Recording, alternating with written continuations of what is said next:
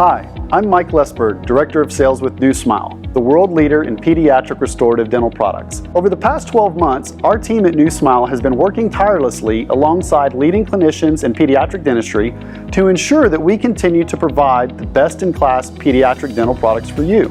The first NuSmile ZR Zirconia permanent molar crown was placed in early 2016. And as you'll see in this video, these prefabricated crowns have stood up the test of time, giving doctors placing them a high level of confidence in their decision. We hope that you leave this course feeling confident in adding this amazing product to your armamentarium as a better option to stainless steel crowns for permanent molar teeth. I urge you to share your results with us via social media. A huge thank you to Dr. Paul Bahn and all who helped in contributing to this amazing video. A quick reminder, if you would like to attend our full-day hands-on workshop, be sure to visit nusmile.com and choose one of our amazing course locations for progressive aesthetics.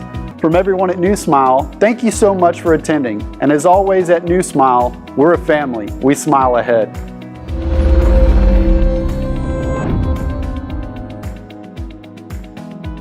Hi, my name is Dr. Paul Bahn III. I'm a pediatric dentist here in Philadelphia, Pennsylvania. I'm the current program director at Temple University Hospital's Northeastern Campus Pediatric Dental Residency Program. I'm the proud father of 4 great kids and a husband, and also a father to 2 lovely dogs. I hope you enjoyed today's webinar. Today's webinar is going to pertain to the permanent molar prefabricated zirconia crowns, and we're going to cover multiple cases and case selections and treatment planning for these crowns in the adolescent and also young adult patients. First off, disclosures. I do not have anything to disclose regarding the presentation to follow about these permanent prefabricated zirconia crowns. So who am I? My name is Paul Bahn III. I am a pediatric dentist here in Philadelphia. I graduated from Juniata College and then attended Temple Dental School. I graduated there in 2006. Following dental school, I attended the Temple University Hospital's Episcopal Division's Pediatric Dental Residency Program here in Philadelphia. After a few years in private practice and work, I came back to the educational realm and assumed the clinical program directorship here at the hospital. And I did that for about 3 years. In 2016, I overtook as the program director at Temple University Hospital's Pediatric Dental Residency Program.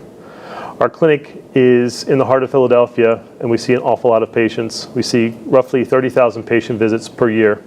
A large portion of our patient population is Medicaid insured. We do an awful lot of oral sedations throughout the year for management of these patients. Our clinic will see patients up to and including 17 years of age.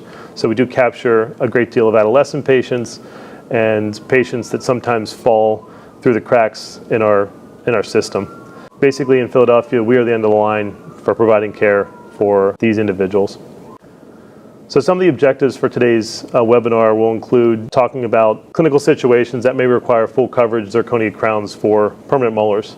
We also want to talk about and discuss cases that may warrant alternative restorative techniques and where zirconia crowns may not be your best or first line of defense, and you might want to do some other restorative material.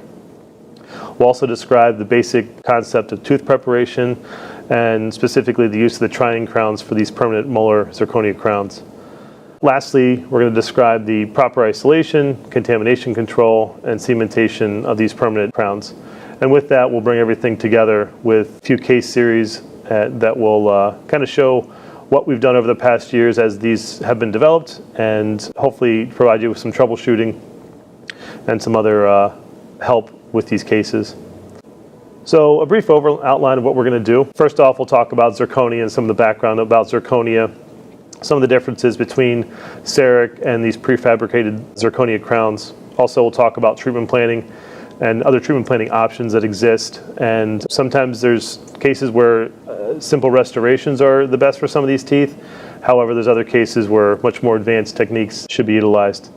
We'll also weigh out the advantages and disadvantages of these crowns versus other restorative materials.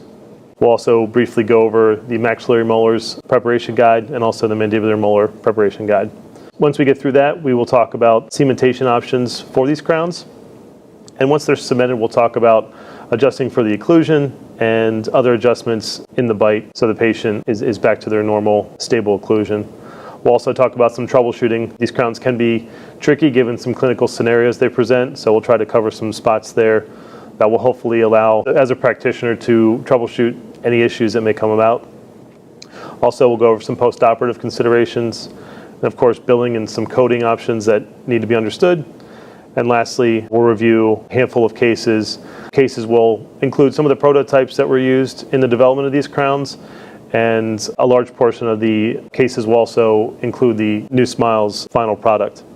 And also, we'll have some cases that will involve pulp therapy cases with the use of neo-MTA. Before we start talking about the preparations for the crowns, let's talk about some of the properties for the zirconia. First off, zirconia has superior aesthetics compared to many other restorative options that do exist. The zirconia also is great with the tissue and very biocompatible. So often these crowns will not collect as much plaque as other teeth naturally around them, and also other stainless steel crowns. This also helps greatly with the periodontal and gingival health of the patient. They're very easily able to be cleansed as well because of their high gloss. The zirconia also is great against other opposing teeth. So quite often practitioners may worry that the zirconia is going to be much harder than the opposing enamel or natural tooth. However, the zirconia shows about the same wear rates as enamel. So the concern with zirconia causing any damage or harm to the opposing tooth should not be a major concern to the practitioner. These teeth also, and these crowns also, have great compressive strength, so they will withstand a lot of wear and tear and also stand the test of time, especially with those patients that brux or any kind of patients that grind. However, the one drawback with zirconia is they don't flex very well. So that's why it's very important when we do prep these crowns, they sit passively on the tooth, and we make our preps nice and rounded with no sharp angles or anything that could cause any kind of damage to the crown. Another nice benefit to the zirconia also too, it has no nickel as compared to stainless steel crowns. However, nickel allergies may be a rare issue. If there is a patient with nickel allergy, this should be something we look into as far as using this product. The prefabricated crowns we're using, they require 0.2 millimeters at the margin and require a feather edge. However, if the crown needs to be removed and the prep modified, it will be able to be done because there still remains a large degree of tooth structure left, and the placement of a CEREC requires 1 millimeter of axial reduction, which will still remain on the tooth that we originally prepped. Are the placement of these crowns going to cause too much tooth reduction, and what's the situation going to look like when the tooth needs to be addressed again when the patient is ideally in their 20s? This picture depicts a cross-sectional area of the permanent zirconia molar. These molars are about 1 millimeter thick at the cusp and about 2/3 of a millimeter thick at the occlusal table. The walls of the crown taper from about 1 millimeter down to about 0.2 millimeters at the margin. This is why when we do our preparations for these crowns, we leave a feather edge margin. With the CEREC crowns that you'll see below, the thickness that's required for the cusp tip, according to Vita, who is manufacturer of the blocks that they are milled from, should be about 2 millimeters at the cusp tips, between 1.5 to 2 millimeters on the central groove, and at the margin about 1 millimeter of thickness. So some of the least predictable restorative scenarios, we have to tackle in pediatric dentistry, and sometimes with our adolescent patients, is the cases of MIH or molar incisal hypoplasia or hypermineralization teeth. Years ago, this is how I kind of responded to cases like that, kind of came in the operatory and saw those teeth and kind of walked right back out. Because the predictable nature of these teeth was so difficult, and trying to get these teeth to aesthetically look great and then have the longevity behind them was very difficult. Ideally now, with the advent and the availability of these New Smile prefabricated crowns, this should not be the case going forward. Let's talk about treatment planning and treatment planning considerations for these teeth. Once you do your clinical exam and you see a tooth that's either badly broken down, the restoration is starting to fail, or they do have molar incisal hypoplasia or hypomineralization, first thing you want to do is obviously get a periapical and check pulp vitality. The worst thing you can do is have a tooth that looks restorable, but the first thing you need is endo. So that's not where we want to go. So this tooth up in the top right needs to be sent to endo first, have the root canal treatment and therapy completed, then possibly consider having a crown placed after that. It's highly advisable too during the treatment planning visit to test the tooth for vitality, any symptoms, and gather as much information from the patient as possible so you're making the best treatment planning decisions. Another very tricky piece is also the vertical dimension of occlusion. So you always want to check the patient's bite And if you refer to the patient, the picture on the bottom right, you'll notice that the vertical dimension on this patient on tooth number 19 is almost completely diminished. So these are very difficult teeth sometimes to restore. So we will talk about this and come back to this later on. Another consideration is you always want to look at the other teeth around it. Make sure there's no distal or mesial teeth to the one you want to focus on that has any kind of ectopic issue or any kind of occlusal issue. You also would like to look too above the tooth that's opposing the tooth you're going to work on, because if there's a standstill crown, you may notice you get some small dark show through on the zirconia, which we'll talk about later on, but can be easily removed. The other option is to, looking at the whole patient and what other restorative options exist for this tooth that may be better or another option.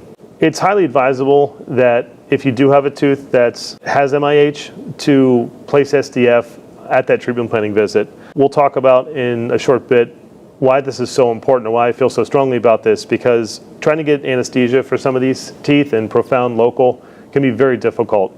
So with the placement of the SDF, it should cause some of that pulpal inflammation to settle down and calm down. So when the patient does return for the restorative visit, the tooth will be able to achieve more profound anesthesia. Another trick that is great for treatment planning during the treatment plan visit is also to place separators. So the separators you can see here are smaller separators that help separate the premolar and the 12-year molar away from the 6-year molar we're going to try to address if this needs to be addressed with a crown. This will help minimize the damage to the adjacent tooth, allow for your minimal reduction in approximately for the tooth. This will make it easier for the restorative visit. There's multiple different kinds of separators as well. These are very thin. There's thicker separators that can be placed as well. Also, we have to understand that tooth, there's a patient attached to it, and quite often behavior can be challenging with these patients. So we have to look to see what other options are going to exist and need to happen as far as treatment planning for these patients and their behavior management. So they may need to be sedated, they may have to be seen under general anesthesia, they may be very cooperative and be able to be seen in the office. Often, again, as we talked about, these teeth are very sensitive, so sometimes these patients may not cooperate to the same degree as other patients. And also, again, as I touched on before, I work in an area that is in the city, and a lot of our patients do not have access to care. We will treatment plan patients based on what their future access is sometimes, who's going to be able to see them, what kind of care they're going to receive in the future, and hopefully providing these crowns will get these children and these adolescents and kids through their high school and into college. So again, some more ideal candidates for these prefabricated zirconia crowns. Teeth we talked about already is like the molar incisal hypoplasia teeth that are poorly formed and badly broken down. As these teeth erupt into the mouth, they do start to break down at a fairly quick rate at times. So getting some kind of full coverage, or at least something in the interim to build them up to minimize or slow the breakdown, is very important. Also, teeth that have multiple surfaces involved that either have very large restorative needs or have had restorative needs that have failed, be it they had an amalgam or a composite, are no longer serviceable for the tooth. These would be great to have a full coverage option placed on them. More ideal candidates that we would consider for these crowns is fractured cusp. Sometimes you'll get a fractured cusp, and the reason there's a little asterisk beside this is because we want to make sure where that margin's at. If the margin is below, or at or below the bone, that's probably not going to be a tooth you want to put a crown on. That's going to need crown lengthening. That's going to need some more intensive, help from our periodontist friends or the general dentist if they're going to choose to do this. However, if the fracture line lies above the bone, this is something that may be an option to have a crown placed on. Also, a lot of us see special needs patients, especially with history of bruxism or history of recurrent stainless steel crowns with perforations. These would be a great option, because again, they have that strength, that wear strength, that they're going to be able to withstand that test of time, hopefully, with these patients. Also, in our day and age, we have parents that have a much higher desire for aesthetic restorations versus stainless steel crowns. So again, these obviously aesthetically look superior to the stainless steel crown. Patients with limited or poor access to definitive care, these may be another option and your best option to have for long-term success for these teeth. So less ideal candidates. Again, not all of these teeth that have MIH need to be crowned. There are different variations, anywhere from opaque to just minimally involved teeth, which we'll talk about soon, that they probably could go through another restoration or have a different type of restorative material placed. We just talked about this, but fractured cusps from trauma, again, less ideal. Would not be a great idea to be placing crowns on these when the margin is at the bone or below the bone where the fracture may have occurred. We'll talk briefly too, upcoming, about the biologic width, and we have to remember that we have to respect the biologic width, and that if the crown is in that biologic width and violates it, there will be gingival inflammation, there'll be other issues with the crown and the bone level that really can be detrimental to the tooth long term. That's something we don't want to do, so we have to be cognizant of that and aware before we treatment plan these teeth. Also, teeth with fluorosis, obviously they don't look aesthetically very pleasing, however they're structurally usually very, very sound. So again, aesthetically they could have improvements from these crowns, however this is not something that I would recommend placement for these prefabricated crowns on teeth with fluorosis. And of course there's always the teeth that just depends. There's multiple different types of amelogenesis imperfecta that exist. Some of these will have very fast breakdown of the enamel, and they could be very beneficial to these certain subtypes. There's other subtypes of amelogenesis imperfecta that do not have as much breakdown and structurally have fairly sound enamel, and they would be best served by not doing anything at all. Depending on the degree of the vertical dimension and how much has been lost, there comes a point in time where you've lost so much vertical dimension that you may want to take this tooth out. It may not be restorable anymore. It may not be salvageable. However, if it's just a very minor amount of vertical dimension that's lost, these teeth can be salvaged and these crowns can be utilized. During the treatment plan visit, you want to ask yourself, can I do a better job than what is already existing in the mouth of this patient? These examples here in these radiographs, you can kind of see these have beautiful root canals done, great endodontic treatments done. The problem is the margins of these restorations are almost at the bone level. They're very low. So for us to do a crown on this and get a margin and not violate that biologic width is going to be very difficult. So looking at these restorations and different, a 15 and a 13-year-old patient, they are serving their purpose. They're sound. They're structurally sound. They're serving their purpose. So they're going to be able to get this patient through, till they're done growing, till they're older. So these are kind of patients and kind of clinical scenarios where, yes, they're warranted. Yes, they could use a crown. However, the restorative option they have right now is serving its purpose. And at this point, I wouldn't necessarily go crown these teeth because I don't think I can do a better job than what already exists there. So for these patients, ask yourself, can I do a better job? And do I need to do something else? And in both of these patients, I feel the restorative options right now are just fine with what they have. So let's talk about biologic width. So, we learned about this way back in dental school, and we don't talk about it much in pediatric dentistry, but in general dentistry, it's commonly used and commonly talked about. So the biologic width is the periodontal space from the deepest point of the sulcus to the crest of the alveolar bone. So on average, most individuals' biologic width is around 2 millimeters. That 2 millimeters consists about 1 millimeter of connective tissue and another millimeter of junctional epithelium. Again, this is the space in the gingiva, in the periodontium, that we do not want to violate. And we want to keep that space between the margin of the crown and the bone to allow this biologic width to be there. Again, the issue is if we do violate that biologic width, we do put our restoration on the bone or into this width, there's going to be inflammation from the gingiva. There's going to be a periodontal response. There'll be gingival pain. There'll be chronic inflammation. And with that chronic inflammation will lead to some bone loss. And with that bone loss, obviously, we're not doing our patients any services at all, and we're not doing them any good. So again, just to talk about biologic width. So we have our sulcus, and we can probe that to kind of find the bottom of that. And then from there, we can kind of measure from the alveolar, the height of the crest of the bone. We want to keep that 2 millimeters that you can see there to the right of epithelium attachment and connective tissue attachment intact, because that's our barrier between the outside world and that bone. If we start to put our margins of our crowns or any restorative material into that area, the body will have an inflammatory response, and then we will start to lose bone, and that's the last thing we want to do in our adolescent patients. Talk about more about molar incisal hypoplasia and hypermolarization. So how often does this occur? So the hard part of this is we don't know how often this does occur. There's really not a lot of good studies that exist in the United States that encompass the entire United States. There are many studies out there that talk about small geographic areas within the United States and other geographic areas throughout the world. The one study here cited in 2018 stated that about 14% of patients have MIH, and they took 70 studies from around the world and analyzed all of them.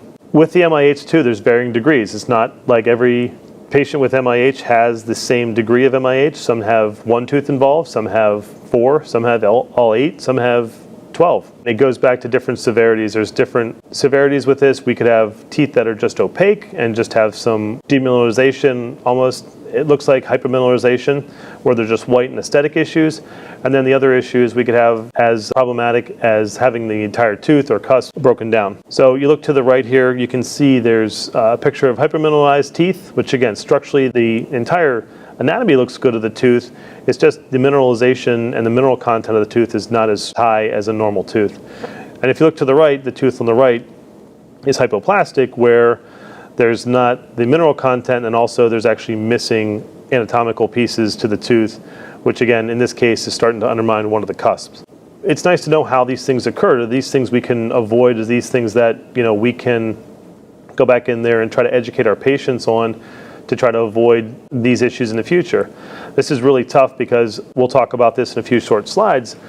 Many of these teeth were developing late in the 3rd trimester, late in pregnancy, or early in the 1st year of life. You'll see an increased incidence at times with patients that are twins or triplets. Again, most likely they had some kind of premature birth, steroid use, for aided lung development, and antibiotics in the 1st year of life all can cause these. We'll have 1 or 2 studies here we will talk about and cover that talk about some of the etiologic issues and causes behind this. Again, many of these studies are retrospective and from the parents' recollection. So differential diagnosis, again, not all these teeth that look this way are MIH teeth. We have to rule out what is truly MIH. Also, if you have just, tooth number 8 or tooth number 9 involved, was there trauma to those primary teeth? So is it really MIH or was it just trauma?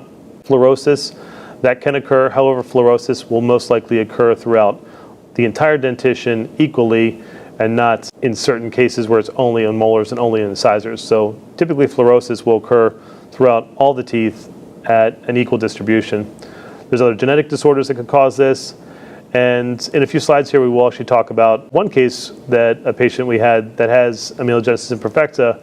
However, on top of that, I feel he does have molar incisal hypoplasia too. So sometimes we like to come up with one exclusive diagnosis. However, many times there are 1, sometimes 2 things going on top of one another. Many times these issues do occur in the first 6 to 12 months of life.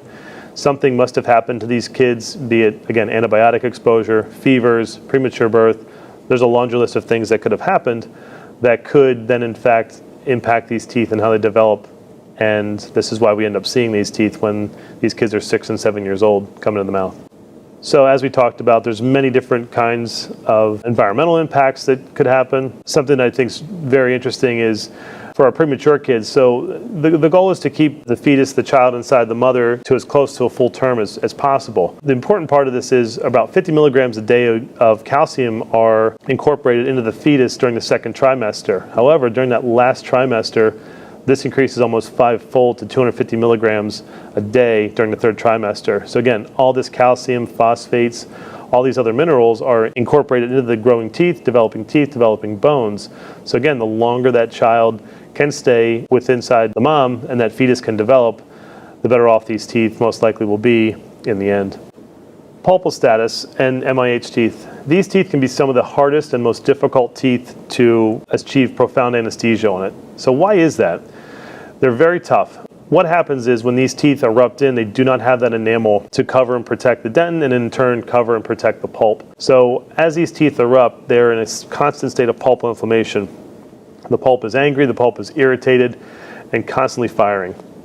It's very difficult to get these teeth numb. So if your typical lidocaine block or lidocaine infiltration does not seem to work, using septocaine or articaine may be needed. Also, there's been studies done about intraosseous infiltrations, which I don't think I'd be comfortable, or I don't perform, but they're some of the most predictable. So again, if we can get our blocks done really well and also utilize the proper adjunctive local anesthetics, we should have profound anesthesia. We talked about earlier too, the use of SDF to help calm that pulp and allow for anesthesia to happen. We have to use our other behavior management techniques and tools we were taught and use so frequently. Some of our patients, based on the amount of work they need or the amount of teeth they need to have restored, may benefit from the use of nitrous oxide, may benefit from conscious sedation.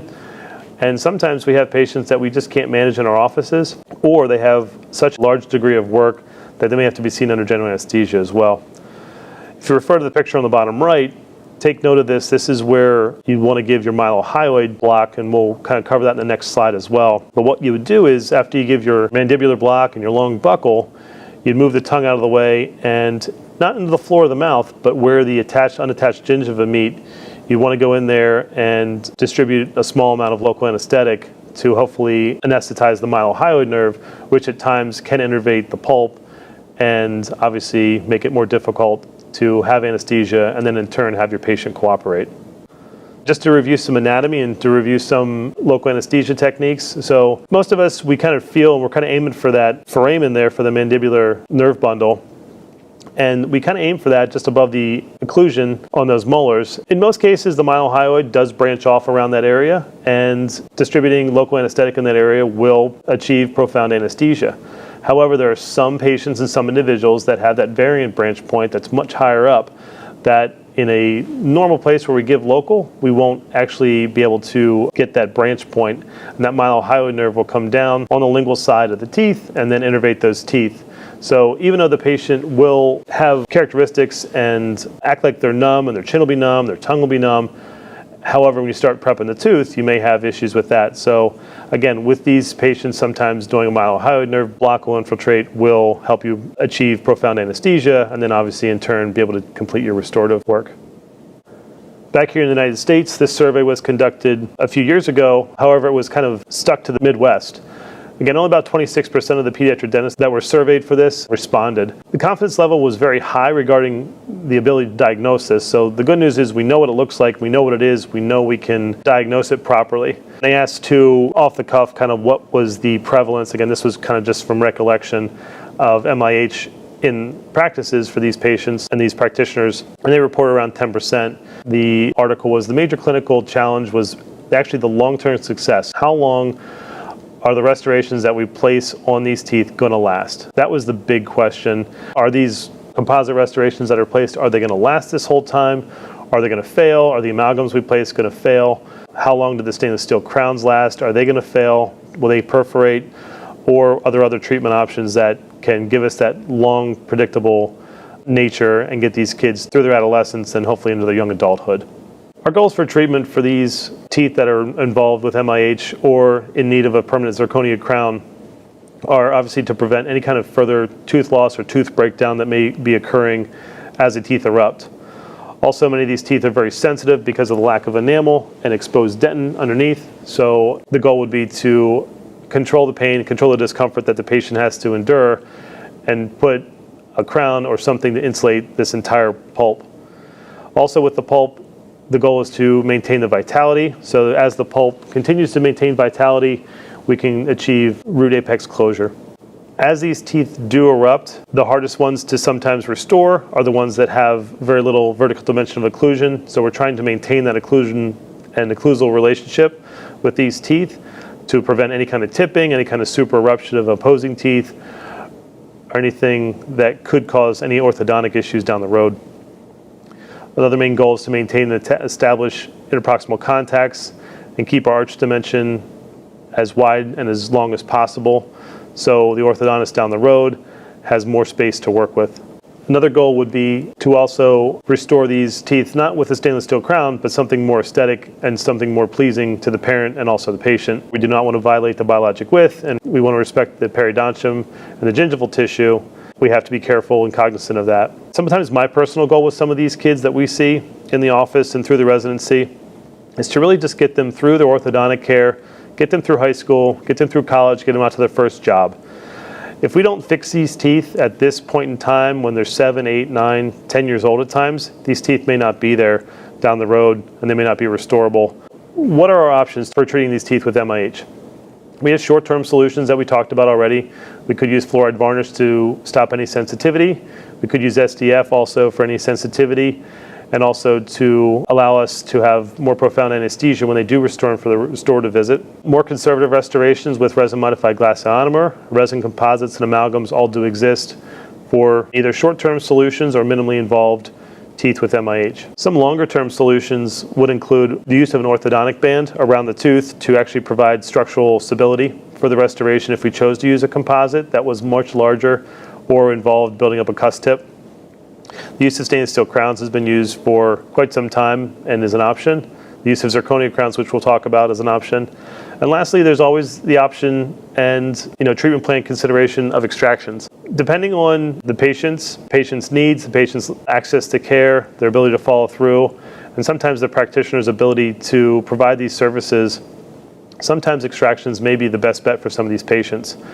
Just as a refresher, sometimes the best time to extract these teeth are before the furcation has started to develop on the second permanent molar. This will allow the second permanent molar to slide or at least move closer into position where the first permanent molar was. They will need most likely some kind of long-term orthodontic care and treatment to make this occlusion back to more normal. And obviously we run the risk of having any kind of periodontal issues and bone loss in that area as well. So let's talk about some other options we could use for restorative materials. So composite resins, they're great. They have lots of shades available. We can characterize them, make them look exactly like we want. If we have a tooth with any kind of odd or unique anatomy, anything along those lines, we can actually characterize it and make it look and feel and fit just like we want. And these are great for minimally involved or localized areas of hypomineralization or hypoplasticity, which is great. And the costs are much more affordable and better for patients. There could be long-term costs if these continue to break down and also have to be replaced. Sometimes these teeth are more difficult to isolate and can be tricky to restore. In the next slide, we're going to talk about the use of an orthodontic band that actually will increase hopefully some isolation and increase some of your predictability with these restorations. There can be some marginal breakdown with the composite over time. The study that's referred to on the bottom left actually points out that semesterase from carcinogenic bacteria can actually hydrolyze and break down the resin. So depending on the certain patient you may have in your chair or the certain patient you may be working with or restoring, if their levels of strep mutans are at a certain level, they actually can start to produce esterase, and that will actually break down the adhesive and the composite much quicker and much faster. We may be restoring these teeth over and over and over again. Some of the major challenges with composite restorations with hypomineralized teeth is the bonding is compromised due to the protein-rich enamel and dentin. We can't open those dentin tubules. We can't get the bonding agent into that area, so it makes it much more difficult for that bonding tags to be deep inside those tubules, and then in turn run a higher risk of our composite breaking down or debonding. So again, as an example of what we outlined before, in this case, we had a second permanent molar, it's not a first permanent molar, but a very large distal lingual cusp tip that was carious or undermined. So we decided to put an orthodontic band in, keeps the gum tissue out of the way, helps with isolation, and makes it a nice, firm, rigid piece of metal to build against. There's two options with this. One, we can keep the band in place, so after the restoration is placed, we can actually re-cement the band in place to provide that structural stability and integrity for the tooth long term. The other option is, as you can see on the right, you can actually cut the band off and then have just the remaining built-up composite. Let's talk about some of the bonding issues that exist with composites with MIH teeth. Even though we do etch these teeth, the etching cannot get down deep into the dentin tubules, which will not allow for the bonding agent we use then to penetrate deeper into the tooth, which will cut down our surface area, which will make it more difficult for that composite to bond and adhesively stay on those teeth. They can debond much faster or break down easier. There's no real difference either if you use a single etch bottle or a self-etching primer. Either way, there's going to be some breakdown, and it's really hard to effectively and predictably sometimes etch and have these resins bond to these teeth.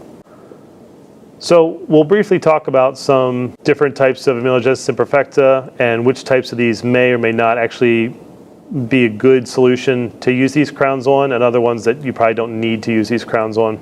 There's 4 major types. Within these 4 major types, there's 15, if not more, different subtypes.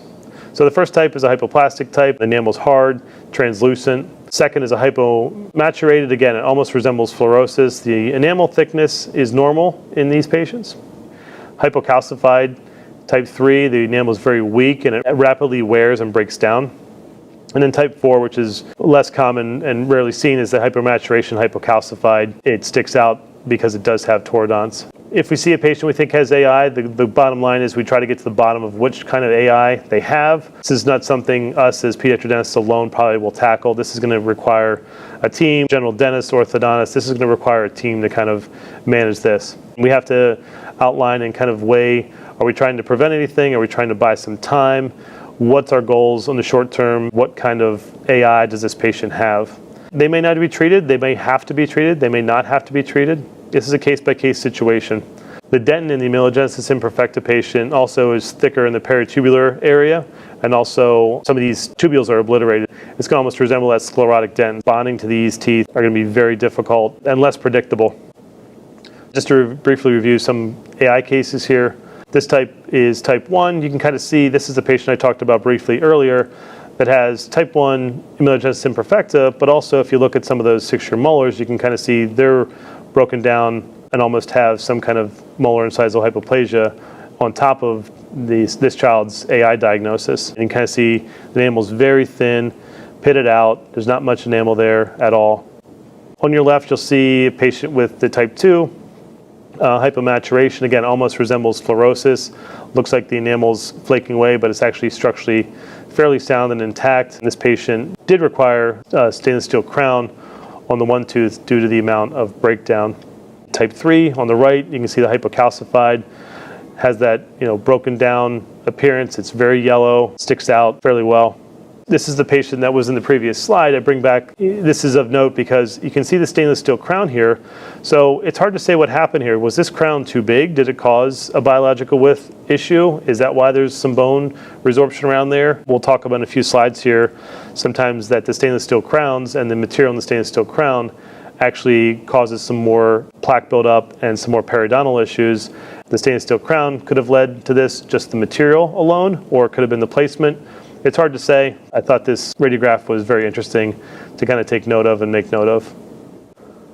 Stainless steel crowns. Let's talk about the pros and the cons. So sometimes we have some very difficult patients that are hard to manage and we don't have the abilities either through general anesthesia or sedation to manage them. So doing the whole crown technique actually might be a great option.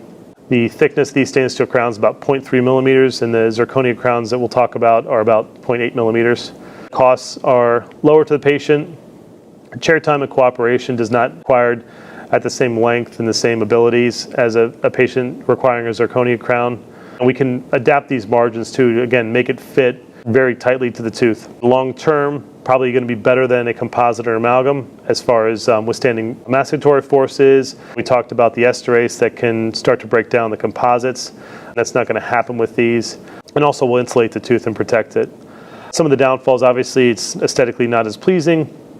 They are prone to perforations. If we have a patient we're going to put in the operating room, the best option is not to necessarily put a stainless steel crown on them if they have a history of bruxing or any kind of perforations recurrently, because those kind of patients we're going to end up back in the operating room most likely again and again replacing these stainless steel crowns. Is that going to lead to a higher long-term cost to the patient? That's hard to say.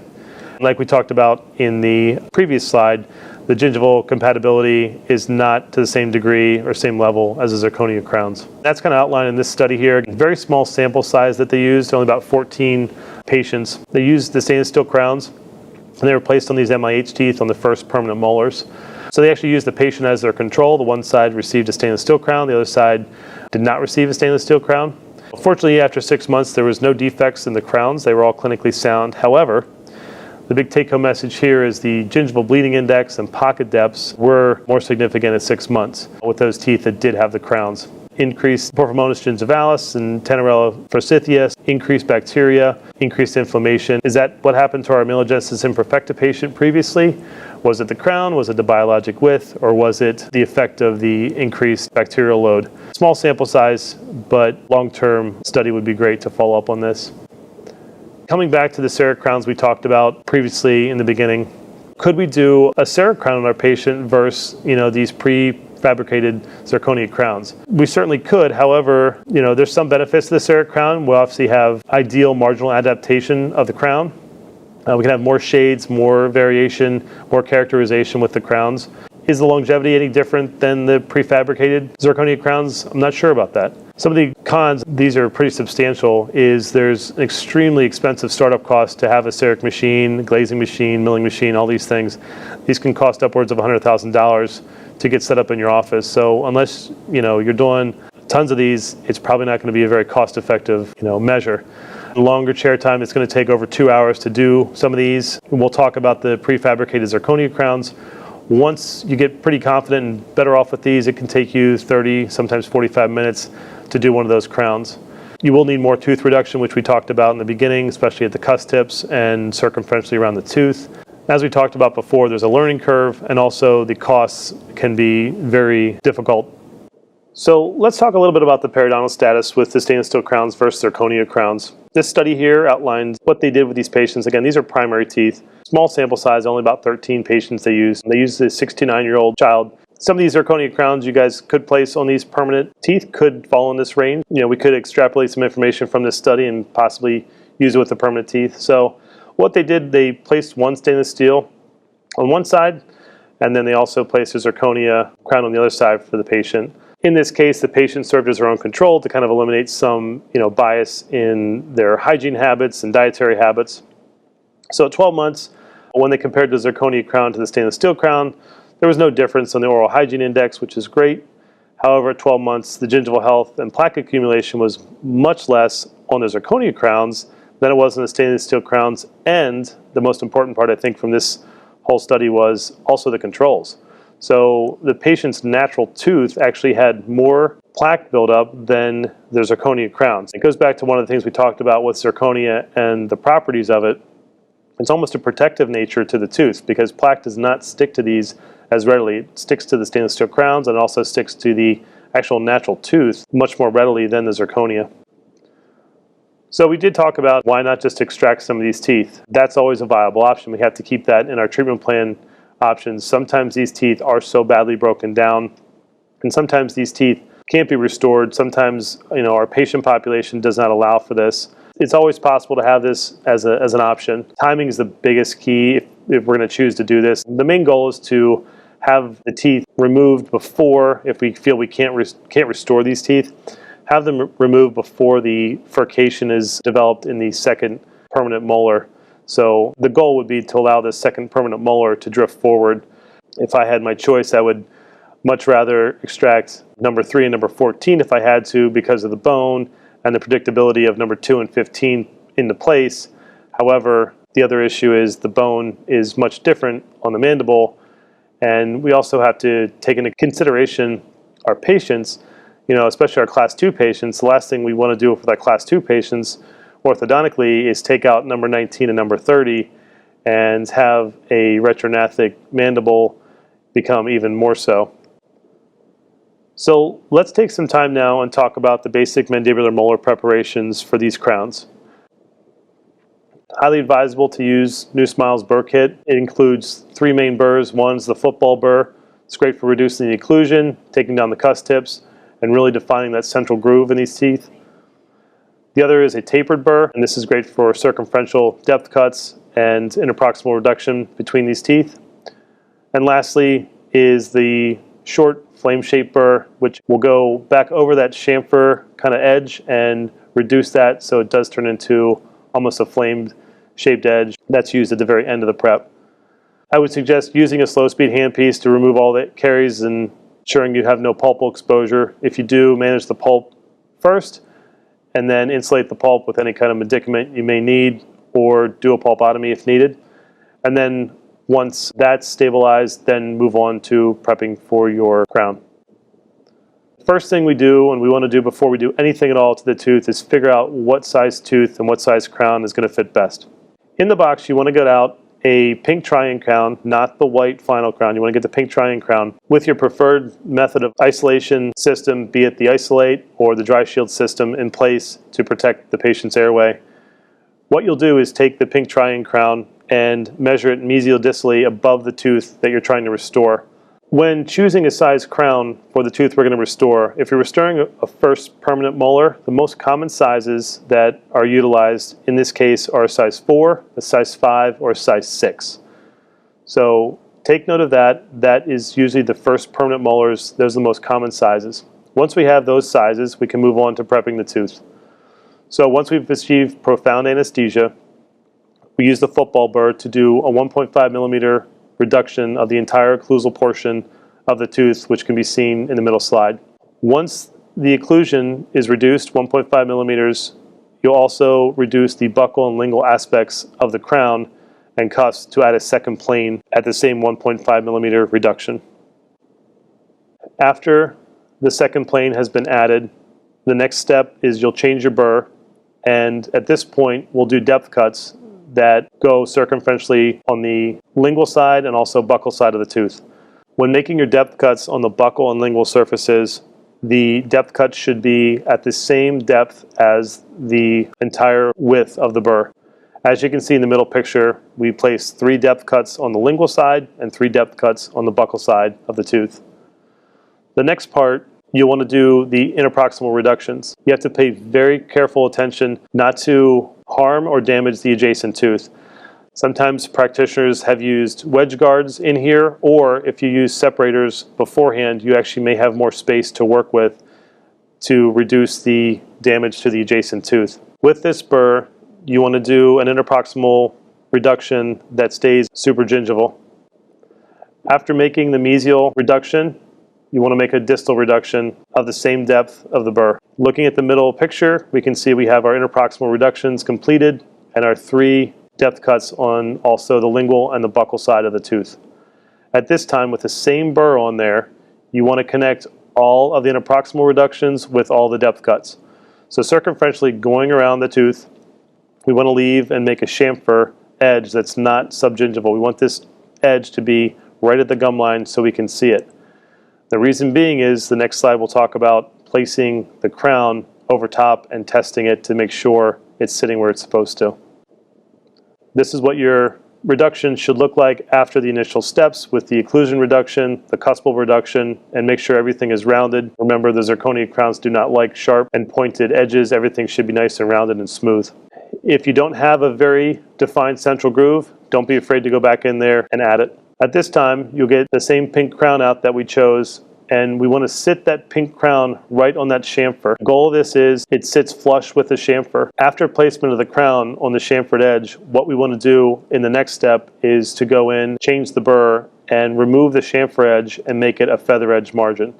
So in this picture, you can see how the crown sits right on the chamfered edge on the buccal, and also from the lingual how it sits on there.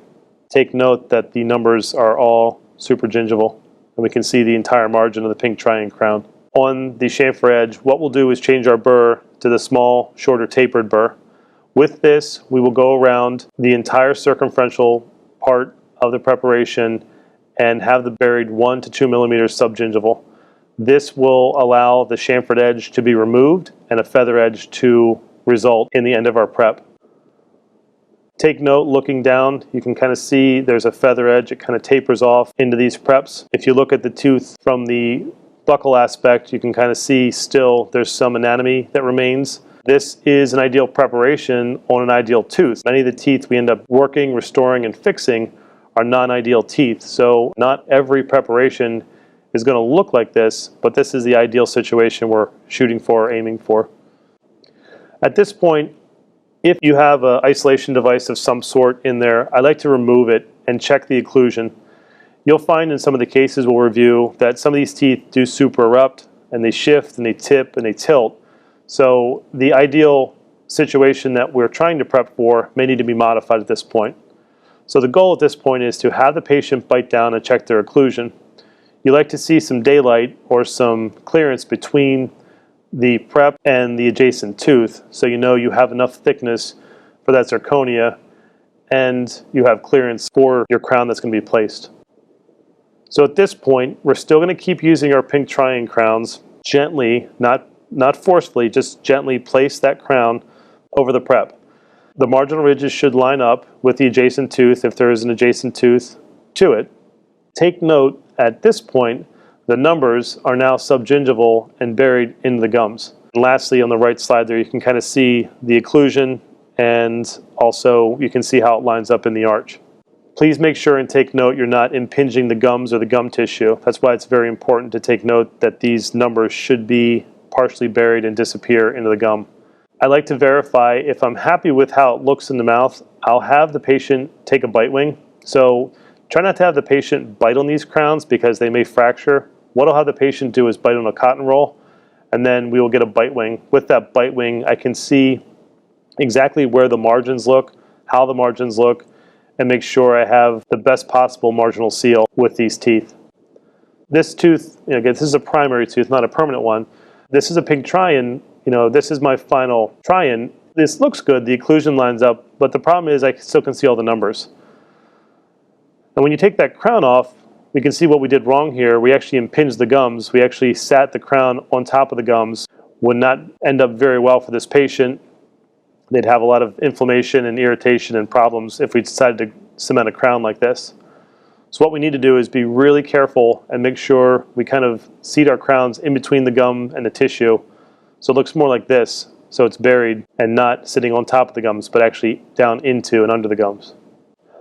So we'll briefly go through the next set of slides, which will outline the basic maxillary and molar preparations. The nice thing with the Express Prep with NuSmile is for the maxillary teeth, there's no real difference at all in the preparation, how it's conducted, the burrs that are used, or the steps that are taken. Briefly, I'll run through these slides. We want to pick our tri-ring crown. The most common crowns we use for these are a size 4, a size 5, or a size 6. 1.5 millimeters of reduction with a football burr. Be sure we define our central groove. We can get away with our stainless steel crowns being flat, but with these we really have to have a nice defined central groove. Otherwise, when we try our crown on, it'll teeter-totter and rock. Same kind of depth cuts. We'll take our 3 depth cuts on the buccal and our 3 depth cuts on the palatal side, and then do our interproximal reduction to connect both sides, being careful not to harm the adjacent tooth. Once we're done with our initial prep and we have our chamfer the whole entire way around the crown, we want to try our crown back on to make sure it fits closely or right on top of that chamfer. This is what it looks like from the buccal aspect. At this point, we'll change burrs. We're going to change burrs to the flame burr, and we're going to go around circumferentially.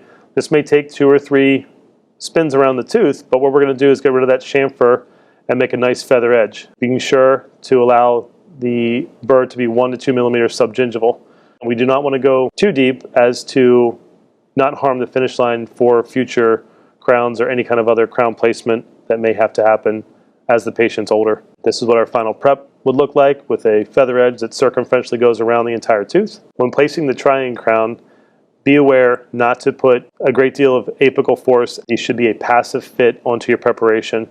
At this point, take a bite wing with a cotton roll in place. This will allow for you to look at the tooth on the radiograph to see how your margin fits with the prep that you made. If you need to, you can go back in and make any modifications, and I would advise to take another bite wing before you make a final choice and final cementation. Now we need to talk about cementation. Cementation is highly encouraged to be done with Biosem. What you want to do also as a heads up is check your curing light. So, each day or each week, dispense a little bit of this Biosem out on a pad and cure it for about 5 seconds with the light you're going to plan to use that day. What that's going to do is ensure that your light is working at the appropriate wavelength. So when you do cure this, you're not over curing it or under curing it. This will allow for your restoration to be more predictable with your cement curing properly. There's some variations that could occur with room temperature, humidity, and other things. At our clinic, we prefer to use NuSmile's Biosem RMGI cement. Here's a quick video to show and talk about it.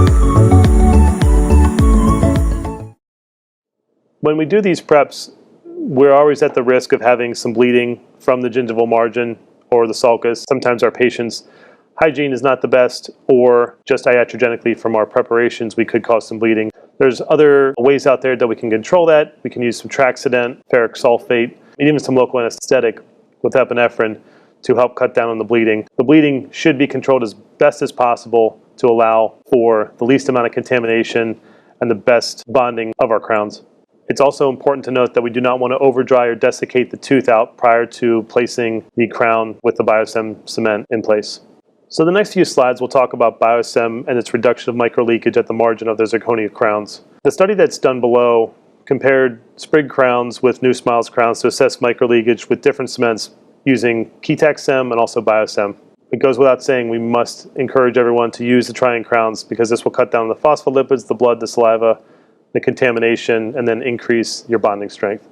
The Biosem is able to form hydroxyapatite that integrates into the tooth structure. This will add another additional barrier against microleakage and also increase the bonding strength.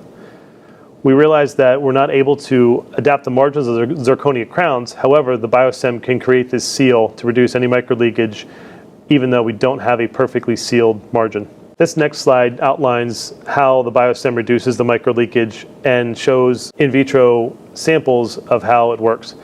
If you look down at the bottom left at tooth number A there, that is a New Smile crown that used Biosem, you can see there's very little, if any, microleakage that occurs. Looking at the other crowns in this study, you can also see there's more microleakage without the use of the Biosem, and in crowns that were used with Ketac-Sem, there was more microleakage within these crowns. So what do we do after our final light cure? We want to check the occlusion and also the excursive movements of the patient to make sure there's no heavy occlusion on that crown or the opposing tooth. Ideally, we like to adjust the tooth that's opposing it, not the zirconia crown. A fine diamond or a gold football finishing burr is more ideal to do this. Typically, if we had a bite wing taken beforehand and we checked our occlusion before final cementation, there should be minimal to no reduction or occlusal adjustment needed. We typically bring these patients back within 2 weeks just to reassess the gingival health, check their occlusion, check for any post-operative sensitivity, and overall satisfaction of the crown.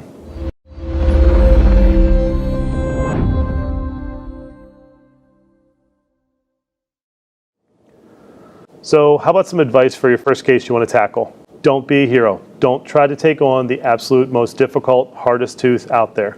The best option, I feel, is to first master the primary posterior zirconia molars, and once you've mastered these, you're efficient at these, you're confident in these, move on to the permanent molars. The permanent molars will be slightly more challenging in the beginning, but once you get better at these, it will come more naturally. Choose a cooperative patient. Choose a patient that you're not going to have to behavior manage, or if you're able to, choose a case that's in the operating room where you have some time and also a more ideal working environment. Choose a tooth with no adjacent teeth. If you can find a tooth that's by itself, you'll have less chance of nicking any kind of other teeth that are adjacent to it and making it much easier for your prep. Stay away from the teeth with the weird positioning, weird tilt, weird anatomy, weird occlusion. You don't want to do these as one of your first crowns. It's going to be very difficult. Allow enough time in your schedule for these teeth. A 30-minute appointment probably is not going to be a sufficient amount of time to complete this.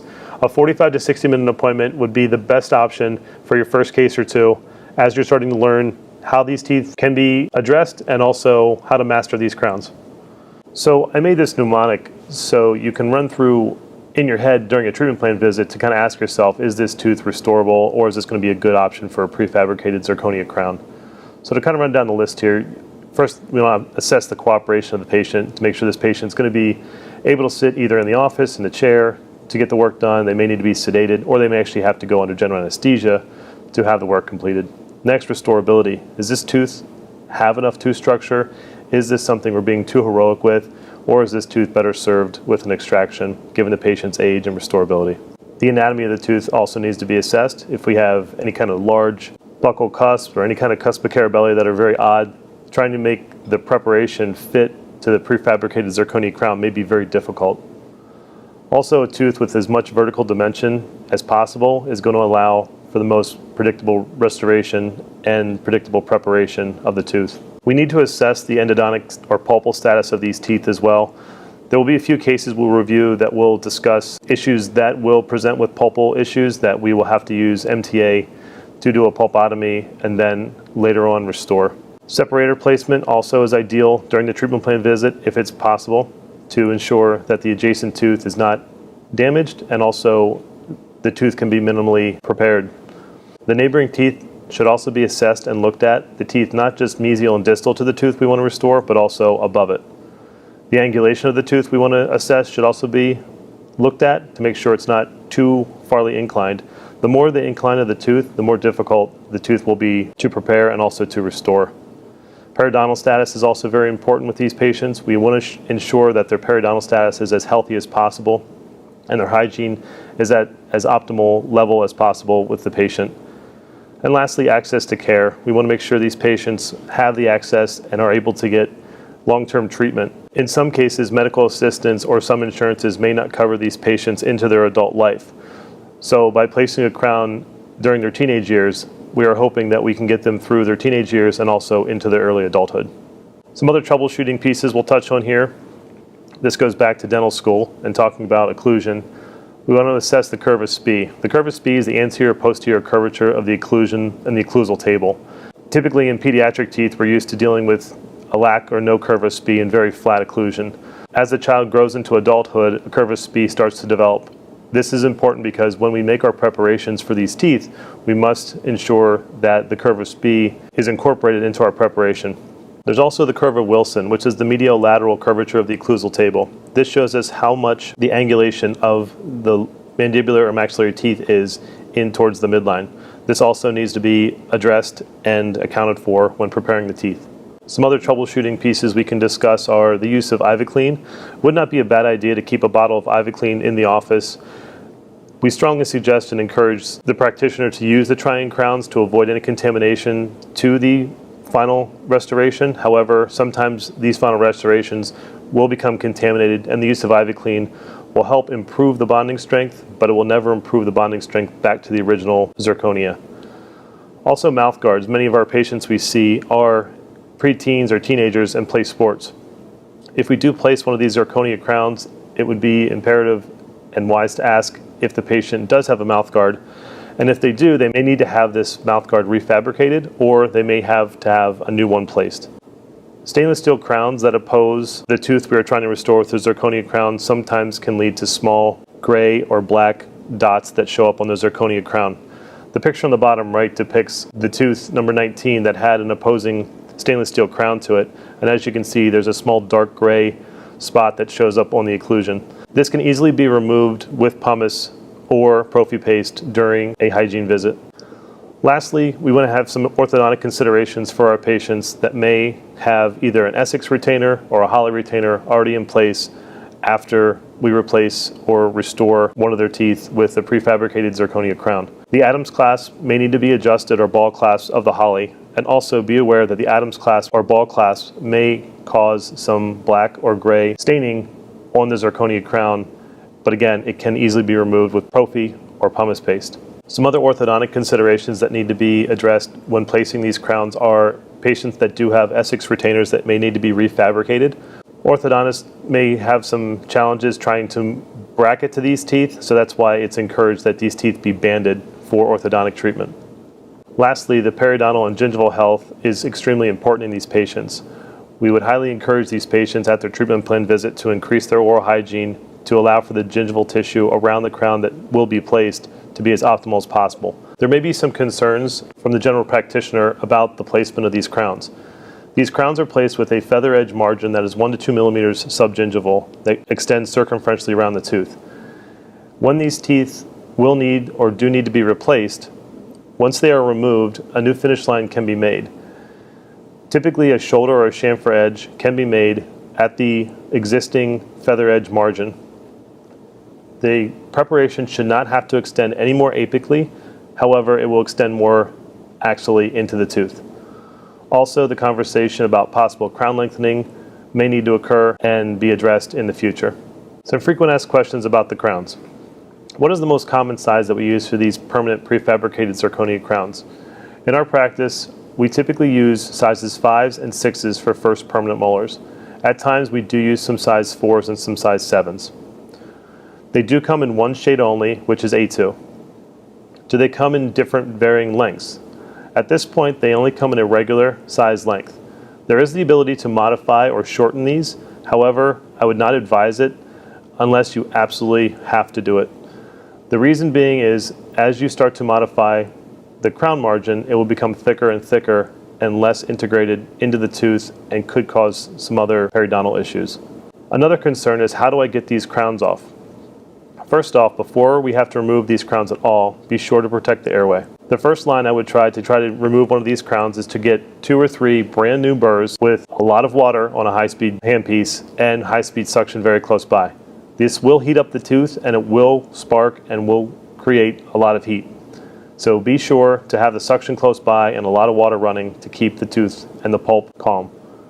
If that doesn't work, an orthodontic band remover sometimes can be applied underneath the margin to loosen up the crown and have it removed. Lastly, if all else fails, the use of extraction forceps to squeeze the tooth and also crush it can be used. Be highly advised that if you do use this means to remove a crown, you will see a lot of pieces and it will break. Please make sure your high-speed suction is in place and also the airway is protected. Moving on to some select cases that I've chosen for you. Over the past 4 years, we've done many of these cases, and I've selected some cases here to kind of review and talk about some of the things that have turned out great and some of the things that I wish I would have done better or differently. So, slight disclaimer here. During the prototype stage and development of these crowns, we had different size crowns, different shape crowns, as we were trying to modify and come to the final conclusion, to the absolute end result. So throughout this presentation, you will see some crowns with different anatomy, some different shades, some different colors, and some different lengths. I will do my best to point out which crowns are the prototypes and also which crowns are the final New Smile prefabricated permanent zirconia crowns. So our first case, this is a 14-year-old male patient that presented to our clinic with a large failing restoration on tooth number 19. This patient had molar incisal hypoplasia and was seen by a previous practitioner and was new to our practice. So radiographically and clinically, this patient presented with a very large amalgam on tooth number 19 with a very shallow occlusal portion of the amalgam that was fractured and failing. Clinically, you can see tooth number 14 has the opacity and the signs of molar incisal hypoplasia and also an existing amalgam restoration in place. Occlusally, looking at the tooth, you can see that there's a fracture between the amalgam and the restoration is failing at this point. To try to restore this tooth with a composite would be very large and likely not predictable long-term given the patient population that we service. The picture on the right depicts the end crown preparation. The dark area at the distal part of the tooth was hard and most likely stained from the amalgam. The initial liner that was already placed by the previous practitioner was allowed to stay in place. This is the final cementation of the crown.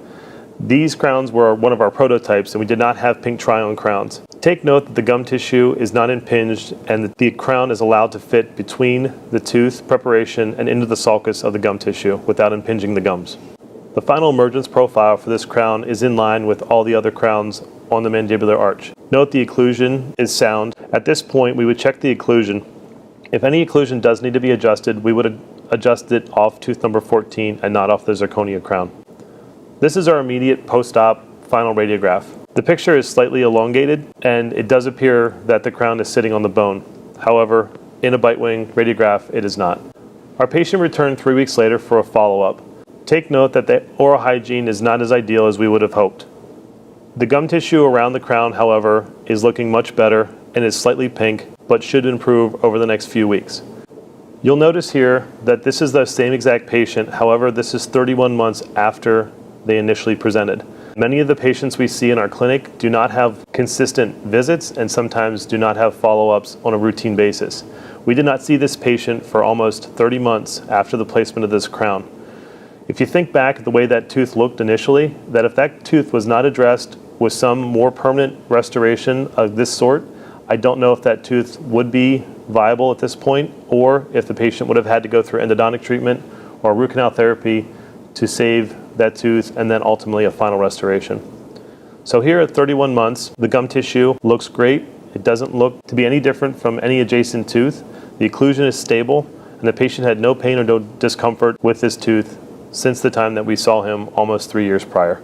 These pictures show and outline how biocompatible the zirconia material is with the gingiva. If you take note to the gingival tissue on the lingual side of 19, it's nice and pink and healthy.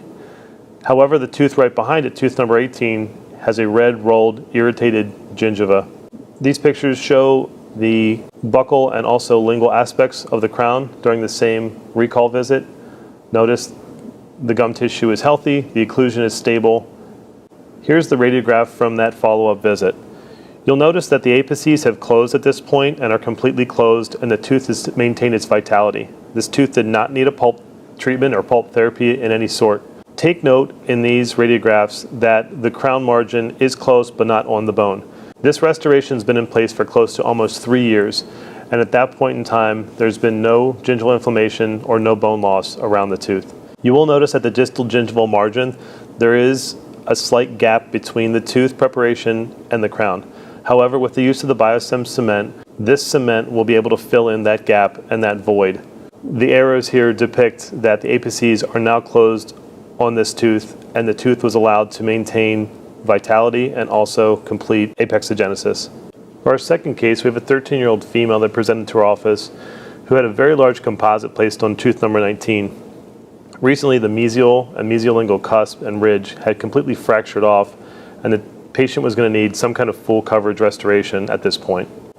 We obtained a periapical radiograph to make sure there was no periapical pathology. At this point, we did vitality testing on the tooth, and it was vital.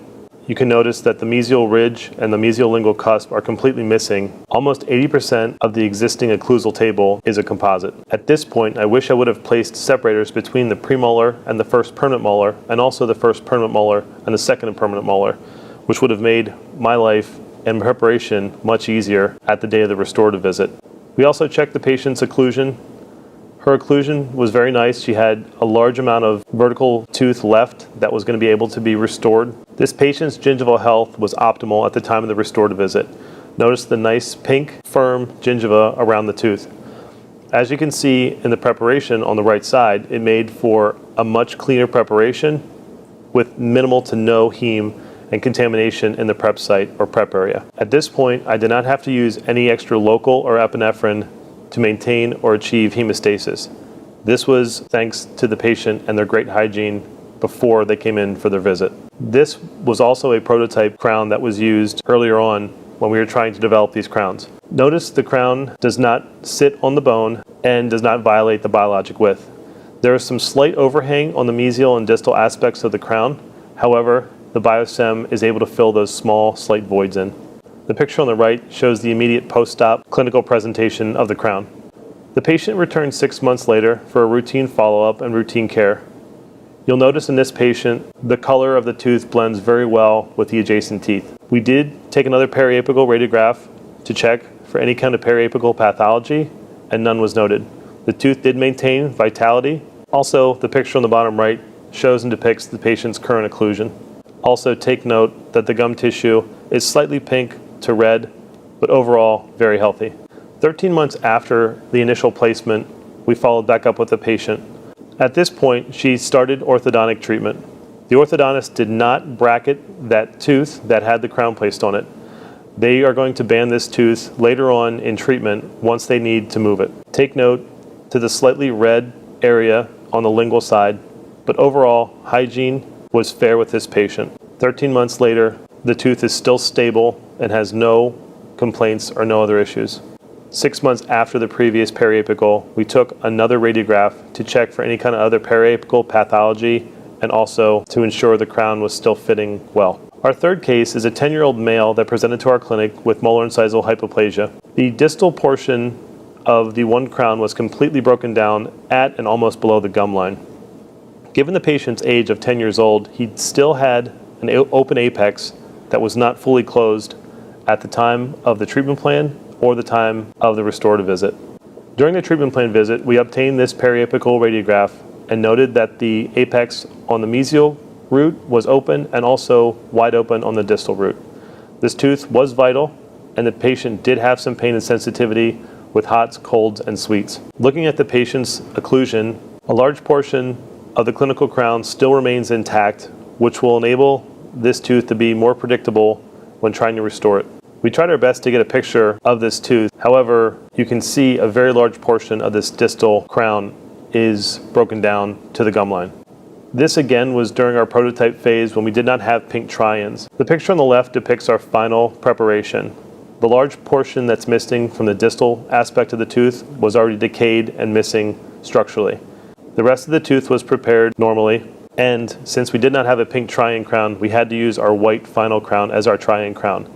In this case, we did have to use Ivaclean to clean out that to increase our bonding strength, to remove any phospholipids, saliva, or any other contaminations that may have bonded to the inside of the intaglio surface of the crown. Looking at the patient's occlusion, it looks exactly the same as when the patient started the restorative visit. At this point, we would check their occlusion, and if anything needs to be adjusted with articulating paper, we would remove any tooth structure or adjustments. They would be made with tooth number 3. This is the final radiograph from the day of the restorative visit. Take note that there's a slight distal overhang on the crown. I was slightly concerned about this, and if this does happen, continue to monitor it, and ideally the tooth distal to it will not get hung up and will move and erupt distal to it. Our patient came back 3 months later. At this point, the gum tissue is slightly pink and rolled. The hygiene was not as ideal as we would have liked. We spoke to the patient about improving hygiene and also bringing them back sooner for another reevaluation of the crown. Take note that now 12 months after the initial follow-up, our patient finally showed back up. You'll notice that tooth number 31 is now erupting and was not caught up under tooth number 30 that we initially thought may be an issue. The occlusion is stable, the gum tissue is healthy, the patient has had no symptoms or any other issues with this tooth since the placement. This picture depicts a 24-month follow-up. Take note that tooth number 31 is almost fully erupted at this point, and the gum tissue continues to look relatively healthy. The patient came back almost 2 years to the day later for a routine recall visit. At this point, you can see tooth number 31 is fully erupted, and tooth number 29 has started to erupt and exfoliate tooth number T. The more important part was we took a periapical radiograph to ensure that the pulp maintained vitality and allowed the tooth to continue with apexogenesis and close the root on tooth number 30. The radiograph on the left shows the initial placement of the crown in February of 2017. The picture on the right shows the 2-year follow-up, and take note that the apex is closed and the tooth has maintained vitality and allowed to continue root development. At the patient's 31-month follow-up, I was surprised to find that the crown that we had placed was no longer there. My patient was down at the Jersey Shore for the summer and on the boardwalk decided to eat a piece of taffy that was covered in chocolate. Lo and behold, the crown that we had placed became debonded and came off. However, this was now October and this happened in early September. At this point, the patient had no symptoms with the tooth. It still maintained vitality, and at this point, we needed to get the crown back on the tooth. The space between tooth 29 and tooth 30 still had an open space. However, tooth number 31 had drifted forward. I wish I would have placed separators to allow the teeth to separate. However, given our patient population and the fact that this patient already lost their crown and did not come back for over a month to have it replaced, I was worried that the patient would not return to get the final restoration replaced. So we made a decision that day to slightly modify our preparation around the tooth and restore it with another zirconia crown. The radiograph on the right shows what little bit of tooth structure interproximally is reduced. Take note that there still is enamel remaining on the tooth we originally prepared almost 3 years ago. This enamel goes the entire way around the tooth. This goes to show that preparation is not as aggressive as one may think. If this child is in need of a permanent crown in the future, there still is a large portion of enamel that is existing and goes the entire way around the tooth. This will enable the general practitioner to be able to either place a chamfer or shoulder margin around the entire tooth. Take notice of the arrow between tooth number 30 and 31. This is where I would place my separator if I had a patient that was more predictable in returning for follow-up visits. This is the same 31-month post-op visit. You'll notice that there is about 1 millimeter of occlusal clearance between tooth number 3 and tooth number 30. Slight occlusal adjustment was needed to allow for more space, and a circumferential preparation was made to break contact between tooth number 30 and 31. A new crown was then delivered and cemented on. The picture on the right depicts the new crown that was placed after the loss of the crown due to the saltwater taffy. Take note of the apex of tooth number 30 and how it has fully developed and apexogenesis has completed, and this tooth has maintained vitality even though the initial presentation was so severe. Moving on to our fourth case here. This is a 14-year-old patient that presented to our office. He had failing restorations that were placed on both teeth number 3 and teeth number 14. They were broken down, and also some cusp tips were missing that we'll show you in the pictures. So the first tooth we decided to address with this patient was tooth number 3. Radiographically, looking at this tooth, there does not seem to be anything dramatically wrong. And clinically, in the picture to the right, take note of the large MOL restoration that's in place. This clinical appearance of the tooth is the reason we chose to crown the tooth. The tooth was missing the entire mesial buccal cusp tip and also had the previously existing large composite restoration in place. To refer back to our express prep technique, I chose this case to go through and outline actually using the express prep technique on a patient. So the first thing we do here is grab the crown out of the box that we feel is best mesially distally fitted for this tooth. In this case, for tooth number 3, we chose to use a size 6. The next slides will depict the express prep technique in a patient as best I could do. The first slide on the left shows the occlusal reduction of the tooth. This is about 1.5 millimeters in depth, and be sure that a central groove is very well defined. The next step in the middle consists of 3 depth cuts on the palatal side and 3 depth cuts on the buccal side of the tooth. The last picture, that's a little more difficult to see, shows the interproximal reduction to the gum line.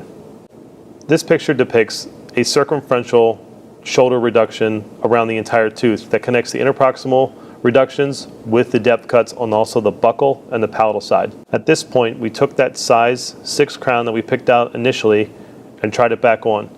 It was able to fit and sit right on the shoulder how we wanted it and how we expected it to. This is the view from the palatal view. Take note that the tooth is sitting supragingival and none of the wording or sizing is subgingival. One difficult piece here you may find out is trying to get that crown to fit between the 2 adjacent teeth. If this size crown would not fit or would be a little too tight, we'd have to go back down to a size 5. After we've done our pink triangle crown, we move on to the last step of the express prep technique. This includes going back in and removing the chamfer edge completely circumferentially around the tooth. At this point, we remove any kind of isolation device that may be in place and check the patient's occlusion. This patient is great to show the curve of Wilson and how the tooth does angle, and we need to prep our tooth according to that. There also is about 1.5 millimeters of clearance between the mandibular and the maxillary teeth for our crown to fit. We then took our pink triangle crown and tried it back in. You'll notice that at this point the crown does sit subgingival and some of the numbers and labeling on the crown are buried in the gum line. None of the gums are impinged and the crown sits in the sulcus around the tooth. At this point, we check the patient's occlusion very gently. We could have the patient bite on a cotton roll. Be sure not to have the patient bite down very hard as it may crack or damage the triangle crown. This is our final cementation of tooth number 3. Take note that the sizing label is almost completely buried within the gums. Also take note that the marginal ridges are lined up with the adjacent teeth. This is also our final cementation. The gum tissue around tooth number 3 is very healthy and was not damaged during the preparation of the crown. We also checked the occlusion. The occlusion had one small spot that needed to be addressed. However, we did not take that away from tooth number 3. We adjusted the tooth adjacent to it, tooth number 30. This is our final postoperative periapical. Notice how well the crown fits on the distal margin and also on the mesial margin. Any slight open margins will be filled in by the biostem and reduce and cut down on any kind of micro leakage. Our patient returned 2 weeks later for a post-op visit. The gingival health was optimal in this patient at the treatment plan visit and the initial restorative visit. That made our job much easier, and also the gum tissue is much healthier soon after. Patient's occlusion was fine and he had no pain or discomfort of any sort with any kind of chewing, hots, or colds. The patient also returned 4 weeks later for another postoperative reevaluation. At this point, we also worked on other teeth in the mouth. So during the patient's 2-week post-op visit of tooth number 3, we actually worked on tooth number 14 and decided to crown this one as well. The patient had erosive lesions on tooth number 14 that was previously restored and also was missing the entire distal lingual cusp. Given the patient's access and age, the decision was made to crown this tooth for the longevity of the patient. This depicts the entire arch form of the patient at 2 weeks post-op placement of tooth number 14 and also 4-week post-op placement of number 3. The patient did not qualify for orthodontic treatment, otherwise the orthodontic treatment would have been carried out beforehand, and the patient and the parent chose not to go through with any orthodontic treatment at this time. Moving on to our 5th case, this is an 11-year-old female that presented that had a pulpotomy performed in our office and neo-MTA placed due to irreversible pulpitis early in 2016. The MTA pulpotomy was completed and the apices remained open at the time of placement. Almost 70% of the occlusal surface was taken up by composite, and leaving an endodontically treated tooth like this without full coverage could lead to cuspal fracture as it becomes more brittle over time. After the initial reduction, the occlusion was checked to ensure that enough cuspal and occlusal reduction was performed. The crown was placed and tried on. The mesial portion of the crown had a slight overhang and slightly had me worried that there would be an issue with the erupting premolar in the future. The patient returned 2 weeks later for a follow-up with the gum tissue looking healthy, no pain, no discomfort, and no other complaints. 7 months later, we took another radiograph to assess where that premolar was that I was worried about as it started to erupt into the mouth. So as I thought, this might be an issue. I had 2 options at this point. One was to take the crown off and try to put a smaller crown on, which I felt was excessive. And the other one was to keep my fingers crossed and watch and wait as this tooth started to erupt. This patient had a really good history of coming in for routine recall visits and returning for routine care, so I was not worried that she would not come back. At the 14-month mark, I was more worried and more concerned at this point because you can notice that tooth number 20 now is actually stuck under the gingival margin of tooth number 19's crown. So I kept my fingers crossed and we brought the patient back a few months later. And within 6 months, somehow, some way, this tooth self-corrected and grew into the mouth. I did not have to place any kind of separator or any kind of device to move the premolar mesially or to move the molar distally. Sometimes you just get lucky. At her 29-month follow-up, the patient returned and we took another bite wing to see how the crown was performing. Clinically, it was performing great and the patient had no symptoms or issues, and radiographically, it appeared just as good. You'll see the dentin bridge that is formed between the MTA and the radicular pulp. Almost 4 years later, this crown still remains in this patient's mouth with no issues or problems whatsoever. Both the premolar and 12-year molar were able to erupt without any impaction or any issue. The gingival tissue appears to be healthy and the patient has no pain or symptoms. The lingual side of the crown here could use a little more attention from hygiene, and this was reviewed at that visit with the patient. This was a panoramic radiograph that was taken to assess for growth and development of the patient, and also we were able to see the periapical status of the tooth at that time too. The great thing about this case is we were able to clean out the entire tooth, and though we did have a pulpal exposure, we were able to place neo-MTA. The pulp maintained its vitality in the radicular aspect of the pulp, and over time, the tooth and the body was able to form a dentin bridge between the MTA and the radicular pulp. You'll see that the apex is able to close on the 11-year-old patient that we saw on the left side, and now the patient is 14 years old, 3 years later, having a complete closed apex and full root development with a crown that is still serviceable and aesthetically pleasing. Moving on to our 6th case. Our 6th case involved a 10-year-old male that was seen in our clinic. He was referred over to Temple's Dental School's endo department for a root canal that needed to be performed on tooth number 30. After the root canal was finished and stabilized, the endodontist asked us to do a full restoration on the tooth. With our initial periapical, root canal treatment was completed, we saw the patient back in the office to assess for restorability options. Looking at this tooth 3 months post root canal, the root canal access was fairly small. The tooth had great structural integrity and also had a good vertical dimension. At this point, I wish I would have looked back and placed separators between tooth number 31 and 30 and also 29 and 30 as well, but I did not. Once we removed the temporary, and it's very hard to see in this picture, the entire mesial lingual cusp was undermined and decayed. If we tried to prep any more of that out, we would have lost the entire cusp. So after removal of the temporary, we selectively etched around the margin of the crown and then did a core buildup with resin composite. Once we had our resin composite core built back up, we proceeded with our express prep technique to assess the size of the crown and then go through the needed steps to prepare for the crown.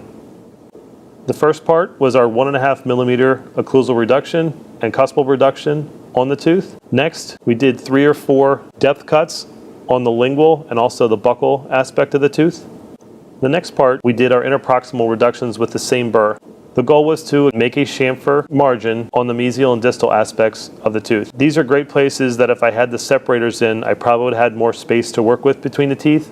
Or if you want, you could also use a wedge guard to save or reduce any kind of iatrogenic issues that may result on the adjacent tooth. On the right, we connected all our depth cuts and our interproximal cuts to make a chamfer shoulder that went circumferentially around the tooth. We took our try-in crown that we had chosen and sat it on the tooth. We removed the isolation device and had the patient bite to ensure that we had enough occlusal reduction to allow for the crown and not to have any obstruction or interference from any cusp on the adjacent tooth. After that, we used the flame-shaped burr and removed the chamfer circumferentially around the entire tooth. The patient had fairly healthy gingiva. That made our job a lot easier when trying to place a crown and maintaining and establishing hemostasis. The try-in crown was tried on and able to seat subgingival. Our final cementation of the crown then took place. Take note, the emergence profile was in line with the adjacent molar and premolars as well. Our final radiograph showed that the mesial aspect of the crown fit very closely to the preparation. There was a slight open area on the distal margin of the crown, but with the use of the Biosem cement, it should be able to fill in any small gaps that exist. 4 months later, our patient returned for his routine recall visit with no pain and no symptoms and healthy gingiva and gingival tissue around the tooth. You'll notice that there were some slight radio-opaque areas mesial to tooth number 30 when we placed it. This was actually cement that needed to be flossed out that was not done initially. For our 7th case, this case is kind of unique. This did not involve a first permanent molar, it actually involved a second permanent molar. This would be something good to take note of if anyone sees patients with special needs or young adult patients or adult patients in their practice. With our special needs patient population, as they become older and age into their 20s and 30s, we still may have to take care of some of them. If they do need full coverage and the parents or caregivers need or want an aesthetic solution, this may be a great option for these patients that we do see under general anesthesia or in our offices. So the initial radiographic presentation of our patient in 2015 showed a large carious lesion on tooth number 18 that was approaching the pulp. At this point, it was decided that we would clean out the carious lesion and restore the tooth with composite. The patient is from 2018, almost 3 years after the initial placement of the composite. Close to 4.5 years after the placement of the composite, the distal lingual cusp of the tooth fractured completely off. Trying to restore this with a composite was going to be very challenging and likely not a long-term solution for this patient. In assessing at the treatment plan visit, the patient had great occlusion, good vertical dimension, and fairly good hygiene. The biggest question here was, where was the margin of our crown going to be? However, with the spoon excavator, I was able to move back the piece of tissue over the distal lingual cusp area and see the margin of the crown was supra bony. Occlusal reduction was carried out in the normal express prep technique manner. Typically, we do not use a crown this small. However, this was a second permanent molar, not a first permanent molar. We had the try-on and sat it on the shoulder and checked both the buccal and lingual aspects of the crown. You'll notice that there is hyperocclusion because it's not seated subgingivally. The last step of the preparation involved removing the chamfer around the entire tooth with a flame-shaped burr, leaving a feather edge. We were able to deliver the size 4 try-in crown and the marginal ridges lined up at this point. This is just another view from the buccal aspect and also the lingual aspect of our trying crown. Our final cementation was performed using the Biosem resin-modified glass ionomer. The gingival tissue was slightly irritated during the preparation, but most likely will heal over in a few days. The emergence profile and occlusion was checked, and also a radiograph was taken at the very end to ensure no cement was left from the cementation process. It was noted that on the distal aspect of tooth number 18, there was a radio-opaque area that was not there before. This most likely was cement. I took floss between the teeth, and a small piece of cement did come out. 4 months later, our patient returned with no symptoms and no issues at all. Clinically, and could use some improvement, but overall the patient had no symptoms and no issues with his tooth. Upon clinical exam though, I noticed on the lingual aspect of the tooth, it was more red and more irritated than the rest. I decided at this point I should get a radiograph to see what was going on and what the problem might be. I didn't know if I had pinched the gum tissue and if that was irritated, or there was some other foreign body in the sulcus. So I realized I must not have gotten all the cement out, and that was causing a lot of the gingival inflammation. So I took a scaler in there and was able to remove that piece of tissue, and I was able to remove the piece of cement that was on the lingual aspect of the crown, and took one last radiograph just to confirm on the right there that the piece of cement truly was removed. So this brings us to the end of our cases and almost the end of the presentation. I wanted to touch on a few other points that are notable that will be important if you do start to do these types of crowns. The ADA code for a crown of this nature is D as in David 2740, which is a porcelain ceramic substrate crown. Using that mnemonic I talked about in your treatment planning visit, I would encourage everyone to take 1 or 2 clinical photos of the tooth that is going to be restored that may have to go out with a pre-authorization form. Also take a periapical film at the treatment planning visit and do pulp testing before you send this out for pre-authorization. It is advisable that you look into the insurance plans you may participate with to see if they will cover this code. Also, any of us that participate in Medicaid, you may want to talk to your managed care organization to see if they do cover this code as well. Some states will not allow for this code to a certain age. However, if in writing an appeal and sending the picture and the periapical, you may have more success in getting this covered. Give yourself roughly 60 minutes for your first case or two.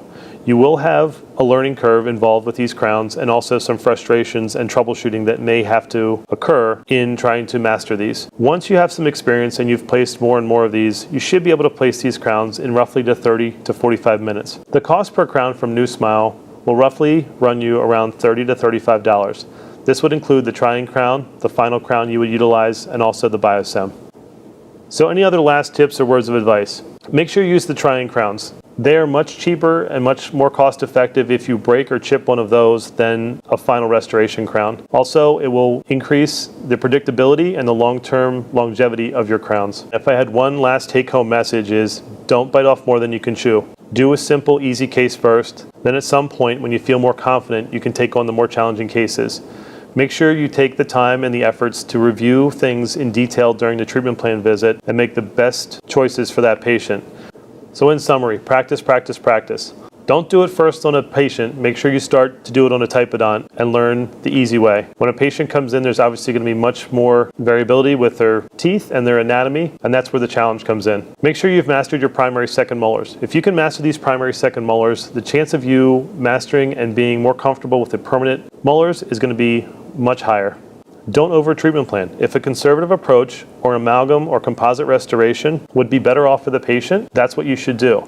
However, more involved teeth and certain clinical situations and behavioral situations may warrant the placement of a zirconia crown over a composite restoration. Do you have to do pulp treatment in every one of these teeth you crown? Absolutely not. Hopefully some of the cases I was able to show you depicted how you can conservatively prep a tooth and allow the apex to close on its own naturally without causing any kind of pulpal damage. However, there are cases where you can do pulp treatment, and like the one case we talked about where we had to do a pulp treatment, and over the course of 4 years, how the radicular pulp maintained its vitality and was able to close the root apex. We've been placing these crowns for well over 3 years on permanent teeth.